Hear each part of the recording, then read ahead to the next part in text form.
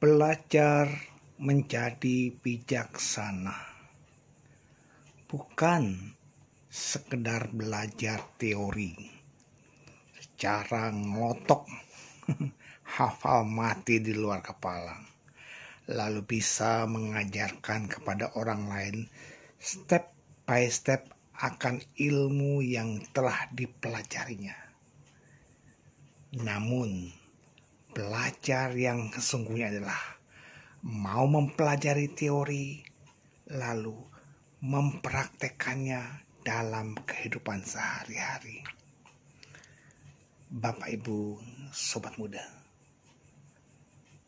belajar Dharma, belajar agama Buddha bukan lantas kita menjadi sombong, menjadi congkak, orang yang telah menguasai ilmu agama.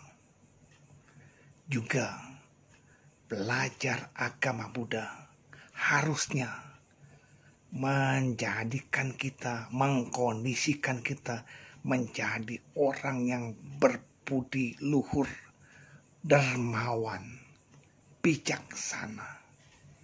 Loh, kenapa? Karena guru agung kita ketika masih sebagai bodhisatwa berjuang dengan giginya, berjuang mempertaruhkan hidupnya untuk menyempurnakan kebajikan-kebajikan, menyempurnakan paramita-paramita. Lalu kita sebagai siswanya jangan bersikap malah mengumbar kejahatan-kejahatan yang dulu oleh guru kita ditinggalkan, kemelekatan, kebencian dilepaskan oleh guru kita. Memang Bapak Ibu Sobat Muda, sebagai upasaka-upasika kita butuh harta, kita butuh materi, tetapi untuk menunjang kebaikan-kebaikan, bukan untuk menggenggam keserakahan. Nah, apalagi dengan ilmu pengetahuan, ilmu-ilmu yang mengajarkan kita menjadi bijaksana. Apalagi bila bertemu dengan orang-orang bijaksana, bagaimana sikap kita sepatutnya? Dalam kitab suci Dhammapada bab 6 bagian Panditawaga atau orang bijaksana, dalam syair ke-76 dikatakan demikian: seandainya seseorang bertemu orang bijaksana yang mau menunjukkan dan memberitahukan kesalahan-kesalahannya seperti orang yang menunjukkan harta karun, hendaklah ia bergaul dengan orang bijaksana itu. Sungguh baik dan tak tercela bergaul dengan orang bijaksana. Bapak Ibu Sobat Muda, bagaikan obat yang kita minum, yang kita makan, itu pahit. Obat bila kena luka pada bagian tubuh kita, rasanya perih sekali. Demikian pula dengan Dharma. Dharma ini adalah untuk menyembuhkan, mengikis sifat-sifat serakah kita. Terdengarnya, aduh, pahit sekali. Sepertinya nonjok kok ke arah kita. Bapak Ibu Sobat Muda, Dharma diajarkan bukan untuk menjatuhkan seseorang, bukan sebagai bahan perdebatan, tetapi adalah Dharma diajarkan untuk memperoleh pencerahan kepada pendengar, kepada orang yang menghayati Dharma itu sendiri. Maka itu, bila ada orang bijaksana yang mengajarkan kita sebuah pencerahan, ambillah sebagai jalan untuk membersihkan batin, bukan yang lain.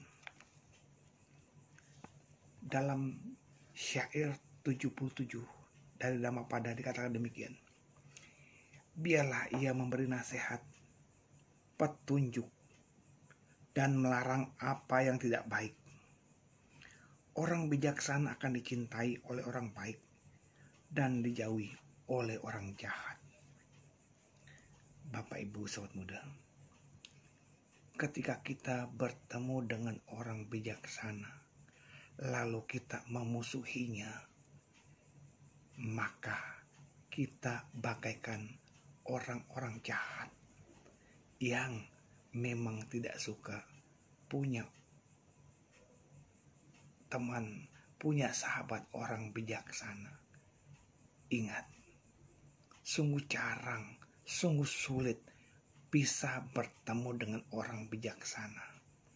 Bila kita bertemu dengan orang bijaksana, bertanyalah kepada orang bijaksana tersebut akan jalan-jalan kehidupan yang benar. Memang Bapak, Ibu, Saudara, kita tidak bisa banyak berharap harta benda dari orang bijaksana. Bukan, tetapi orang bijaksana malah menuntun kita mencari harta benda yang berlimpah-limpah. Kenapa?